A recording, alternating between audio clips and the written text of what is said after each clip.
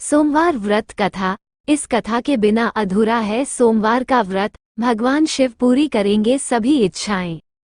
सोमवार के व्रत को लेकर मान्यता है कि इस व्रत को करने से भगवान शिव अपनी भक्तों की मुराद जल्दी पूरी करते हैं। सोमवार का दिन भगवान शिव को समर्पित है, इसलिए इस दिन भगवान शिव की पूजा और व्रत करने का महत्व और ज्यादा बढ़ जाता है। यदि आप सोमवार के व्रत करते हैं तो आपको सोमवार व्रत कथा पढ़ना बेहद जरूरी है, क्योंकि इसके बिना आपका व्रत अधूरा माना जाता है। आइए जानते हैं सोमवार व्रत कथा। देवों के देव महादेव बहुत ही भोले माने जाते हैं, इसलिए उनका ऐसी और कहानी सुनने के लिए हमारे चैनल को सब्सक्राइब शेयर करें अपने दोस्तों के साथ। एक बार किसी एक नगर में एक साहूकार था। उसके घर में धन की कोई कमी नहीं थी, लेकिन कोई संतान न होने के कारण वो बहुत दुखी था। संतान प्राप्ति के लिए वो हर सोमवार को व्रत रखता था और पूरी श्रद्धा के साथ शिव मंदिर जाकर भगवान शिव और माता पार्वती की पूजा करता था। उसकी भक्ति देखकर एक दिन मां पार्वती प्रसन्न होकर भगवान शिव से साहूकार की मनोकामना पूर्ण करने का निवेदन किया। पार्वती जी के आग्रह पर भगवान शिव ने कहा कि हे पार्वती, इस संसार में हर प्राणी को उसके कर्मों का फल मिलता है और जिसके भाग्य में जो हो उसे भोगना ही पड़ता है। लेकिन पार्वती जी ने साहूकार की भक्ति देखकर उसकी मनोकामना पूर्ण करने की इच्छा व्यक्त की। माता पार्वती के आग्रह पर शिव जी ने साहूकार को पुत्र प्राप्ति का वरदान तो दिया, लेकिन उन्होंने बताया कि यह बालक 12 वर्ष तक ही जीवित रहेगा। माता पार्वती और भगवान शिव की बातचीत को साहूकार सुन रहा था, इसलिए उसे ना तो इस बात की खुशी थी और ना ही दुख। वो पहले की भांति शिवजी की पूजा करता रहा। कुछ समय के बाद साहूकार की पत्नी ने एक पुत्र को जन्म दिया। जब वो बालक 11 वर्ष का हुआ तो उसे पढ़ने के लिए काशी भेज दिया गया। साहूकार ने पुत्र के मामा को बुलाकर उसे बहुत सारा धन देते हुए कहा कि तुम इस बालक को काशी विद्या प्राप्ति के लिए ले जाओ। तुम लोग रास्ते में यज्ञ कराते जाना और ब्राह्मणों को भोजन दक्षिणा देते हुए जाना। दोनों मामा भांजे इसी तरह यज्ञ कराते और ब्राह्मणों को दान दक्षिणा देते काशी नगरी निकल पड़े। इस दौरान रात में एक नगर पड़ा जहां नगर के राजा की कन्या का विवाह था, लेकिन जिस राजकुमार से उसका विवाह होने वाला था वो एक आंख से काना था।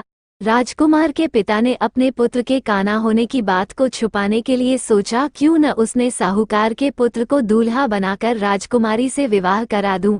विवाह के बाद इसको धन देकर विदा कर दूंगा और राजकुमारी को अपने नगर ले जाऊंगा। लड़के को दूल्हे के वस्त्र पहनाकर राजकुमारी से विवाह करा दिया गया।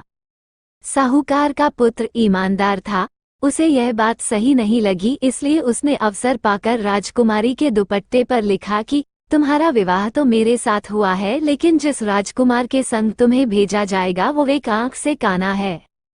मैं तो काशी पढ़ने जा रहा हूँ। जब राजकुमारी ने चुन्नी पर लिखी बातें पढ़ी तो उसने अपने माता पिता को ये बात बताई। राजा ने अपनी पुत्री को विदा नहीं किया, फिर बारात वापस चली गई। दूसरी ओर साहूकार का लड़का और उसका मामा काशी पहुंचे और वहां जाकर उन्होंने यज्ञ किया। जिस दिन लड़का 12 साल का हुआ उस दिन भी यज्ञ का आयोजन था। लड़के ने अपने मामा से कहा कि मेरी तबीयत कुछ ठीक नहीं है। मामा ने कहा कि तुम अंदर जाकर आराम कर लो। शिवजी के वरदानुसार कुछ ही देर में उस बालक के प्राण निकल गए। मृत भांजे को देख उसके मामा ने विलाप करना शुरू किया। संयोगवश उसी समय शिवजी और माता पार्वती उधर से जा रहे थे। पार्वती माता ने भोलेनाथ से कहा, स्वामी, मुझे इसके रोने के स्वर सहन नहीं हो रहा, आप इस व्यक्ति के कष्ट को अवश्य दूर करें।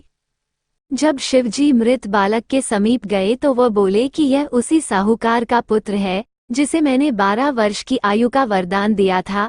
अब इसकी आयु पूरी हो चुकी है, लेकिन मातृभाव से विभोर माता पार्वती ने कहा कि हे महादेव, आप इस बालक को और आयु देने की कृपा करें, अन्यथा इसके वियोग में इसके माता पिता भी तड़प तड़प कर मर जाएंगे। माता पार्वती के पुनः आग्रह पर भगवान शिव ने उस लड़के को जीवित होने का वरदान दिया। शिवजी की कृपा से वह लड़का जीवित हो गया। शिक्षा पूरी करके लड़का मामा के साथ अपने नगर की ओर वापस चल दिया। दोनों चलते हुए उसी नगर में पहुंचे जहां उसका विवाह हुआ था। उस नगर में भी उन्होंने यज्ञ का आयोजन किया। उस लड़के के ससुर ने उसे पहचान लिया और महल में ले जाकर उसकी खातिरदारी की और अपनी पुत्री को विदा किया। इधर साहूकार और उसकी पत्नी भूखे प्यासे रहकर बेटे की प्रतीक्षा कर रहे थे। उन्होंने प्रण कर रखा था कि यदि उन्हें अपने बेटे की मृत्यु का समाचार मिला तो वह भी प्राण त्याग देंगे, परंतु अपने बेटे के जीवित होने का समाचार पाकर वह बेहद प्रसन्न हुए। उसी रात भगवान शिव ने साहूकार के स्वप्न में आकर कहा, हे श्रेष्ठी, मैंने तेरे सोमवार के व्रत करने और व्रत कथा सुनने से प्रसन्न होकर तेरे पुत्र को लंबी आयु प्रदान की है। इसी प्रकार जो कोई सोमवार व्रत करता है या कथा सुनता और पढ़ता है उसके सभी दुख दूर होते हैं और सभी मनोकामनाएं पूर्ण होती हैं। धन्यवाद दोस्तों।